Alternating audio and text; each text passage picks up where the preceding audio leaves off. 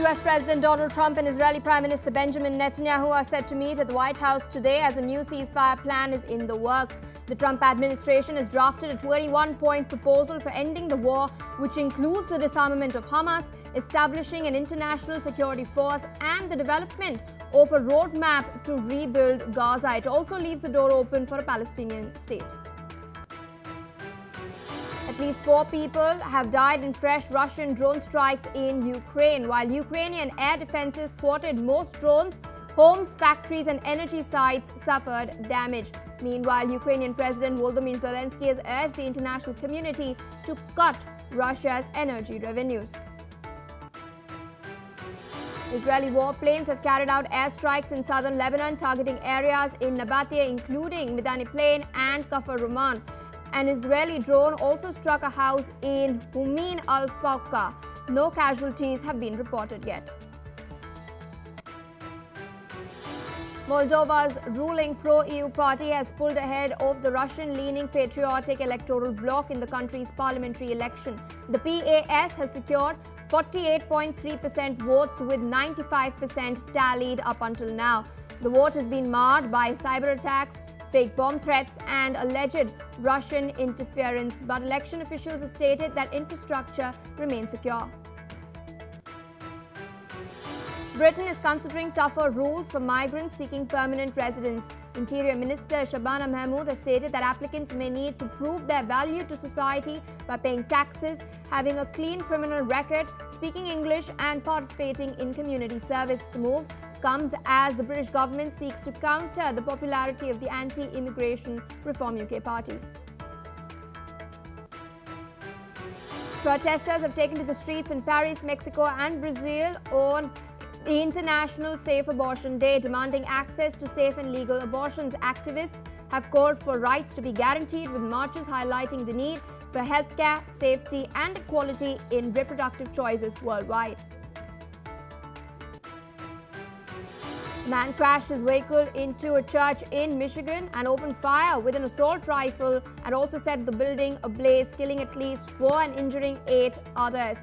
The suspect, Thomas Jacob Sanford, a 40-year-old former Marine, died in a shootout with the police. Authorities warn that some victims may still be unaccounted for as investigators search. The charge remains. A 5.4 magnitude earthquake shook northwestern Turkey, centered in Simavkuta province. Now, people fled their homes as tremors were felt in Istanbul, which is about 100 kilometers away from the epicenter. However, no casualties have been reported, but the quake was followed by a 4.0 magnitude aftershock.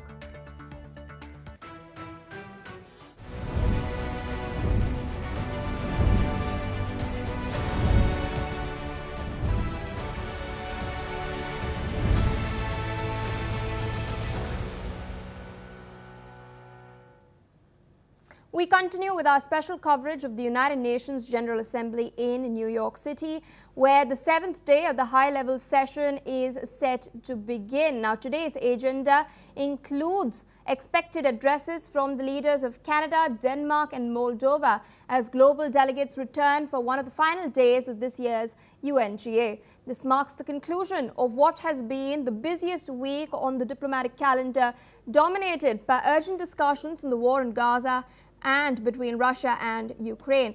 Now, UN Security Council meeting is also scheduled for today, focusing on the escalating Israeli-Gaza conflict. This comes after earlier this week, Israeli Prime Minister Benjamin Netanyahu addressed the General Assembly, declaring that there is no foreseeable end to the war. He's also rejected a UN Commission's findings that accused Israel of committing genocide, criticizing the report's conclusions on the displacement of civilians.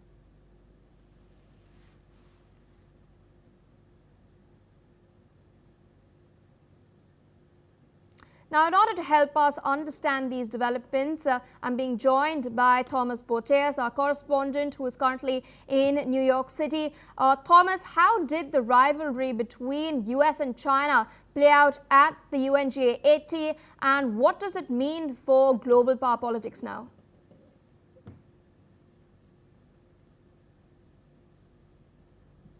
Well, yes, of course, we are wrapping up this week here in New York. We close here in Times Square where we talk about all the developments that have happened this week. Of course, the two world's largest economies were at it again, mainly indirectly, though. We can, of course, reflect on that TikTok deal that occurred just 2 days ago. However, the tensions still remain.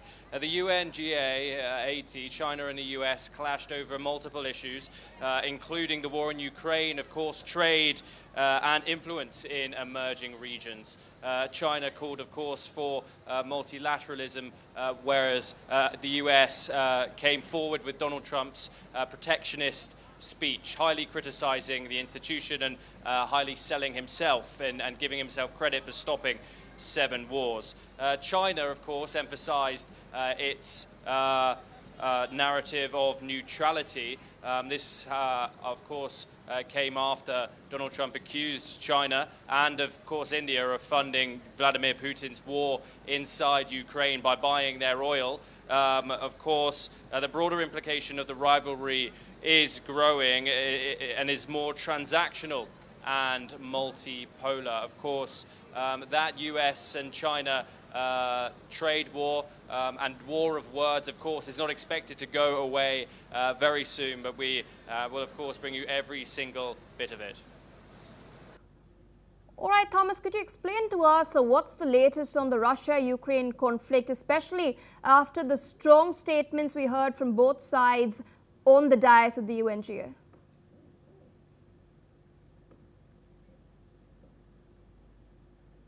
Well, of course, as that conflict rages on, we even saw today Russia pounding Ukraine in multiple regions.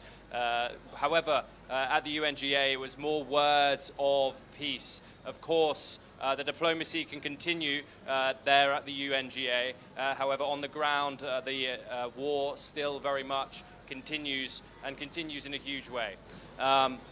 Kyiv reiterated its stance and warned Western governments of the threat from Moscow. Of course, has asked for more pressure on Moscow, more sanctions and more military aid. Of course, Moscow's huge statement coming out of that conference was that Moscow does not show a threat to NATO or to Europe.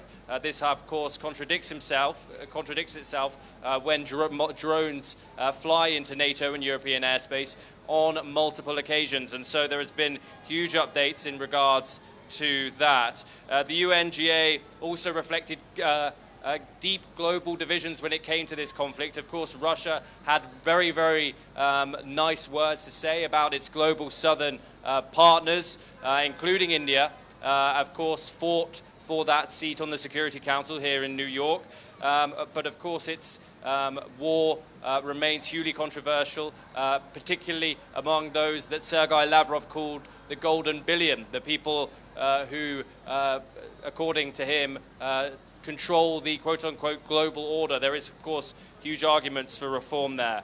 No practical outcome has, of course, come out of this, out of the UNGA, which is, of course, another reason why people are stressing that it does need reformers, is that it's not a peacekeeping body anymore. The war remains central to global strategy. Other states, votes and supply chains, sanctions, and military aid will continue shaping its trajectory. And so those decisions made by those men in suits will continue to decide what happens on the ground and which civilians suffer. And how did the Gaza war and the wider tensions in the Middle East shape discussions at the UNGA, and what's expected next on this front? Well, yes, huge developments out of the Middle East this week, whether that's out and in New York. Of course, we saw the fourth day open with Benjamin Netanyahu's speech, mass walkouts of his opening address, and then followed by huge protests here in New York City. However, outside of New York, we are expected to see a Benjamin Netanyahu-Trump meeting today. Trump has said he is optimistic on this deal between well, we don't know, essentially. He says he is optimistic on a ceasefire to bring peace to the region. He's been very positive in his words. That very much contradicts what Benjamin Netanyahu was saying in front of that podium, in front of a empty crowd on Thursday where he delivered that speech. Of course, he made it sound like this war, of course, is very much not over, and so we will, of course, see updates in regard to that. We have to expect increased pressure on mediators to intervene, and diplomatic efforts will, of course, target de-escalation, humanitarian corridors, and possibly third-party guarantees. So what we can do is wait and hope to see some sort of movement when it comes out of that Oval Office meeting on a Monday between the Israeli Prime Minister and the American President. And Thomas, what do you make of the tone and tenor of the global South? Is it changing its balance with Western powers? Well, yes, of course, as I said, there was, of course, more demand for more global South nations to reform of multilateral institutions, for fairer development finance and equitable climate solutions. Of course, developing nations most hit by climate change, the likes of China, India, and others in Southeast Asia are frequently hit with climate disasters. These are the countries which, of course, feel the brunt of it much, despite Donald Trump's statements that on Tuesday that the whole thing is a con job, as he says. But the balance, of course, is subtle, with the rhetoric is stronger on structural constraints. They limit how far the global South can indeed push here. That is why there is such a big call for reform, and what we'll do is we'll see how this will move forward. And the bottom line is the global South is, of course, more assertive in its words, but when it comes to practicality, the structure, which is now 80 years old, of the United Nations, means in practice it's hard to put those words into action. And looking back at the past week, what do all the speeches and the meetings, the policies that have taken place on the sidelines of the UNGA, tell us about how alliances like BRICS and NATO and other such multilateral alliances are shifting? Well, what the United Nations has shown us is that the world has become more divisive. BRICS, NATO, and other alliances are, of course, shifting. The BRICS group and other alternative blocs have held their own meetings, small bilateral meetings on the side. Of course, you can cite India as an example, who've, of course, held that BRICS meeting along with G20, met with South Africa and other nations like that as well, and of course met with the Americans early on in the week with Secretary of State Marco Rubio, despite the underlying tensions of trade and HB1 visa fees. Of course, some countries are hedging to seeking to belong to both Western and emerging blocs. Of course, India can be seen as one of them. Many people say this is a huge benefit. Many people say that it is unclear which alliance they belong to. They're becoming more fluid issue rather than fixed in these circumstances.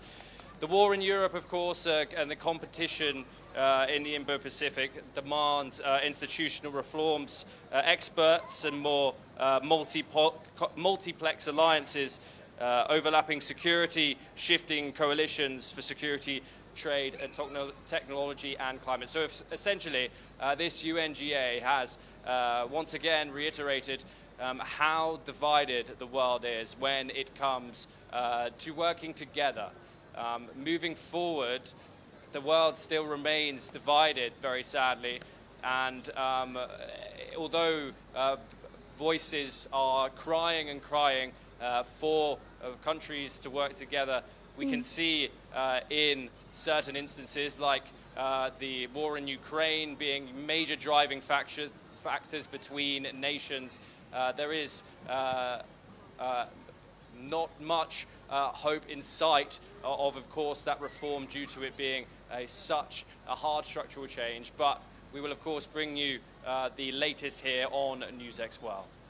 All right, Thomas, thank you so much for taking out time speaking to us on NewsX World, sharing all those details from New York. With that, viewers, we're shifting focus towards more developments coming in. We're now learning that US President Donald Trump is all set to hold talks with Israeli Prime Minister Benjamin Netanyahu at the White House over a deal aimed at ending the war in Gaza.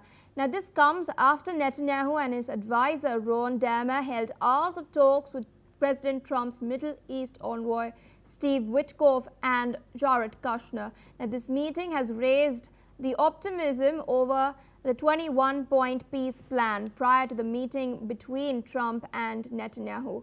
Trump earlier hailed the response to the Gaza deal, calling it good, and stated that he hopes to finalize the peace plan proposal today with Netanyahu. The US President has also held talks with leaders of Arab-Islamic countries regarding his peace plan for Gaza. The recent talks between Netanyahu with Kushner and Witkoff are quite significant. Remember, in the first Trump administration, Kushner played a key role in the signing of the Abraham Accords.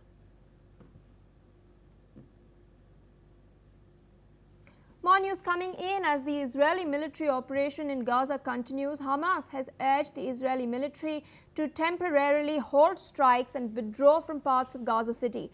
Hamas previously announced that it had lost contact with 2 hostages due to Israeli strikes and stated that it is trying to locate them. Earlier, Israel launched air and ground assaults and had asked Gazans to move towards the south. Now, these developments are, of course, coming in as Trump is discussing a peace plan with Netanyahu in the White House later today. With us on the broadcast is Ms. Shruti Das Gupta, International Affairs expert, joining us from New Delhi. Thank you for taking out time speaking to us on NewsX World. The world's eyes are trained on this crucial Trump-Netanyahu talks. The Trump administration has drafted a 21-point proposal for ending the war, which includes the disarmament of Hamas, establishing an international security force, and a development roadmap to rebuild Gaza. But it also leaves the door open for a Palestinian state. In your assessment, how will Israel receive this plan? Well, greetings, Priya. Thank you so much for inviting me. I do understand that Netanyahu has made his stance on a Palestinian state very clear in the UNGA currently. He stated that giving a mile of Gaza City or Gaza Strip and recognizing the Palestinian authority as the Palestinian state would be awarding, equivalent to awarding a mile out of New York City to the Al-Qaeda terrorists responsible for the 9/11 attacks. So for him, it is a chance to show the world that he does not support a Palestinian state, which will be a terror-driven group, which may have very strong anti-Israel tendencies of aggression, and he doesn't want it in his neighborhood. But unfortunately for Netanyahu, US does not rule the world. 150 nations have already signed for the recognition of a Palestinian state, a 2-state solution, including my country, India. So I understand that he may not like it, but he may have to come to terms with the fact that the Palestine people are going to get a nation or a state of some sort, and it will be a direct consequence of his actions in Gaza. And coming to Hamas, some analysts argue that isolating Hamas as a strategy has failed and they've called for engagement. Meanwhile, others say that even if Hamas is dislodged militarily, but no stable alternative is installed in Gaza, we could see the re-emergence of something even more radical. What is your response to such arguments? Do you concur? You can try and isolate Gaza and Hamas from each other, but you have to understand that is the ideology that is driving Gaza. There are small pockets of people who do support Israel, do not support Hamas. They do understand the reality that this is a war that has costed Gazan lives, and it was a war that was caused by Hamas. But a large faction of Gazans are pro-Hamas people. We've seen that when they jeered the bodies of October 7 victims. We've seen how they cheered the release of hostages. So engaging with Hamas is like asking a murderer to be more humane. So I do not concur with those analysts when they say that we should engage more with Hamas. We do need to engage with Gazans and Palestinians or the West Bank as such as of now, so that there is a balance in the narrative, balance in the statement and the outcome for the people that are actually going to live the reality of the politics. But I do not think that Hamas would help. Although isolating Hamas is not going to end Hamas, they might take on another name. We have, from our part of the world, seen that terror organizations very easily strip off one mask and don another, and come back and do the very same work by using another name. So you are right when you say that it will be a rise of something more radical, something more horrendous for the world. We will see that coming in the days if Hamas survives this current aggression. All right, ma'am, with that, I would like to thank you for taking out time, speaking to us, sharing your perspective on NewsX World.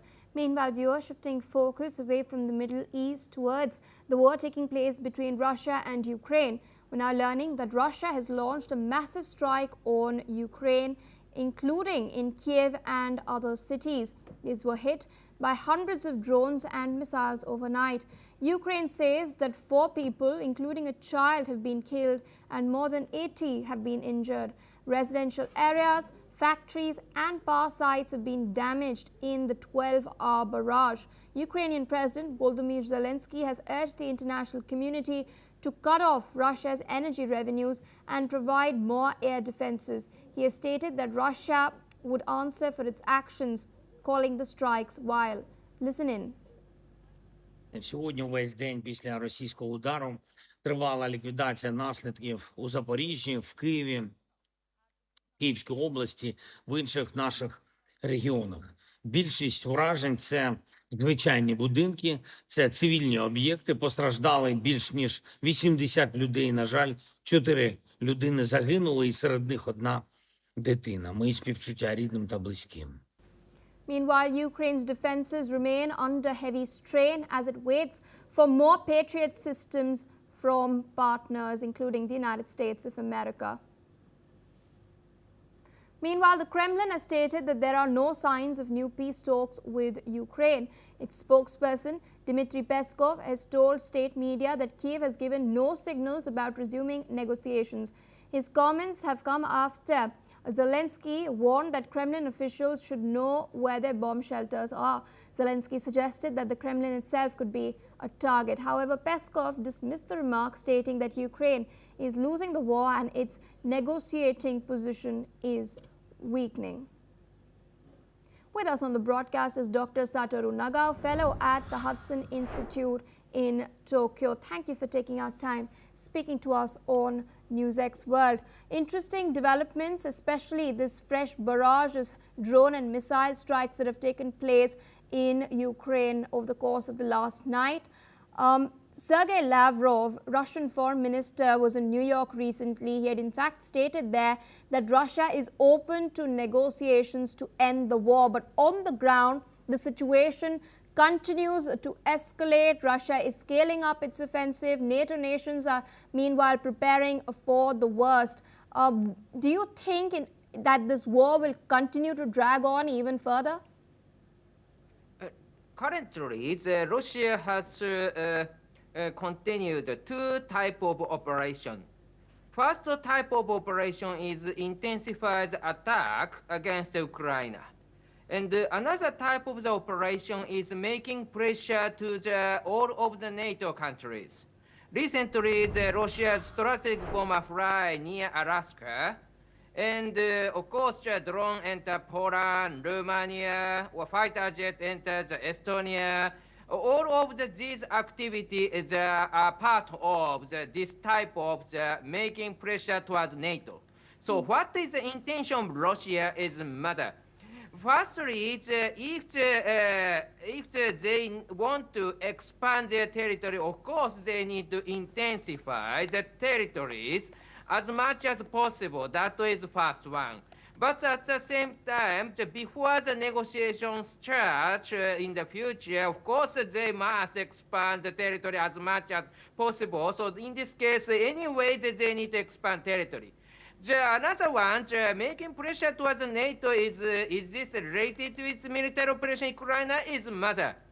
There's a possibility in this case that this is also related with Russia's military operation against Ukraine, because making pressure towards NATO means that NATO focusing on many other issues in their border, in the Finland to the Baltic state or Romania, the Black Sea. So that's why the supporting Ukraine is more diverse.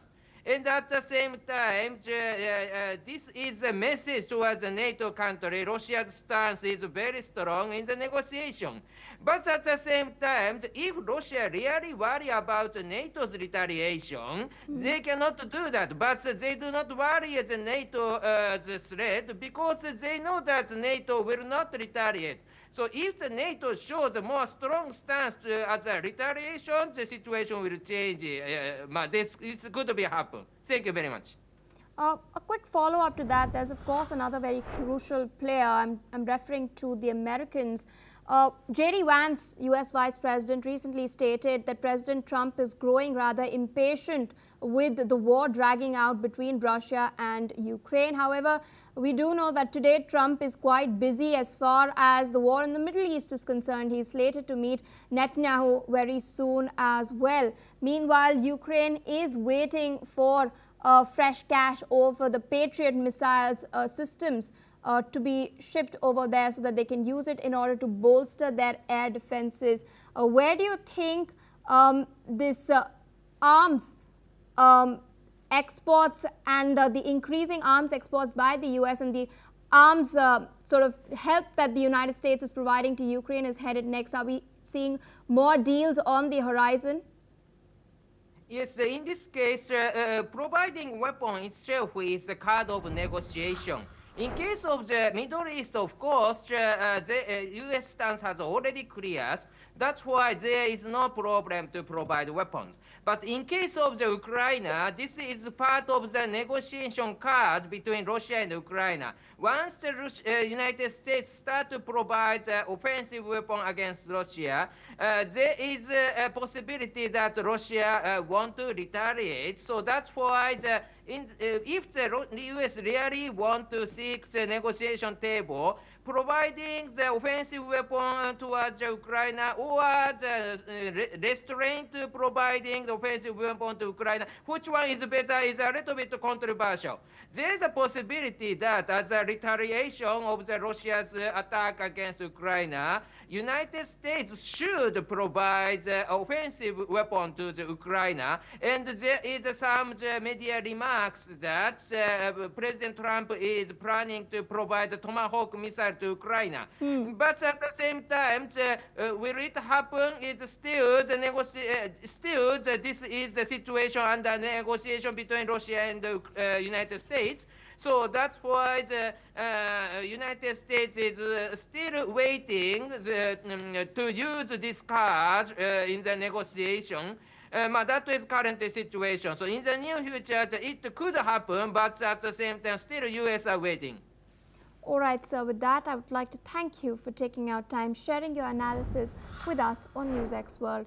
With that, viewers, we're shifting our focus back to the United States of America. There's a tragedy that has taken place.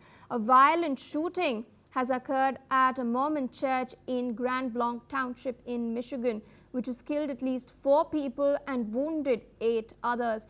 Now, authorities say that the suspect is a Thomas Jacob Sanford, aged 40 years old.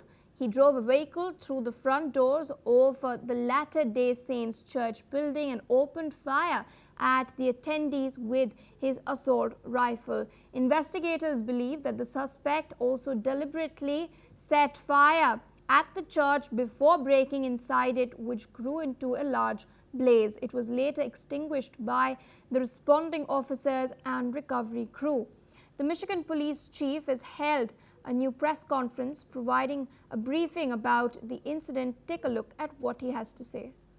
There is a couple additional bodies that we've discovered in the church. So that makes our total victim count up to 4 victims. As I said before, there has already been the suspect who is deceased as well. So we have 5 deceased persons from this tragic incident. Again, our thoughts and prayers go out to the victims of this incident that could have been completely avoided. And it's very tragic, and that's not what our community is. I'm confident that we're going to overcome this, as Grand Blanc always overcomes these type of incidents. In fact, the Michigan police chief also informed that the responding officers near the site arrived within 30 seconds of a 911 call, and they neutralized the suspect within 8 minutes in the back parking lot. Take a look. What we know right now is that a 40-year-old suspect from Burton, he's a male, he drove his vehicle through the front doors of the church. He then exited his vehicle, firing several rounds at individuals within the church. 10 gunshot victims have been transported to local hospitals at this time, including one who has been deceased. Officers who were trained immediately responded to the area. One was a DNR officer, and then one was a Grand Blanc Township officer, where they met the suspect and they engaged in gunfire with that particular individual, neutralizing that suspect, and that suspect is no longer with us. During all this incident as well, there was a fire that occurred, and we believe that was deliberately set by the suspect. We do believe that we will find additional victims once we have that scene secure. That fire was just extinguished by the Grand Blanc Township Fire Department within the past hour. The FBI is now leading the investigation into this act, as they've called, of targeted violence. Listen in to what FBI Special Agent Reuben Coleman has had to say. I can confirm at this time that the FBI is now leading the investigation and is investigating this as an act of targeted violence. FBI crisis response teams, such as our evidence response teams, SWAT, Special Agent bomb technicians, victim specialists, were deployed to the scene. We also have special agents who are continuing to conduct interviews and intelligence and professional staff personnel providing research and analysis. Law enforcement officials say that there could be as many as 7 people still unaccounted for in the damaged church building, and this could include survivors who have not yet been able to contact their families. Meanwhile, U.S. President Donald Trump has also condemned the attack on the Mormon Church in Michigan, describing it as a targeted attack on Christians. He has further urged the public to pray for the victims and their families, and has called for an immediate end to the epidemic of violence in the United States of America.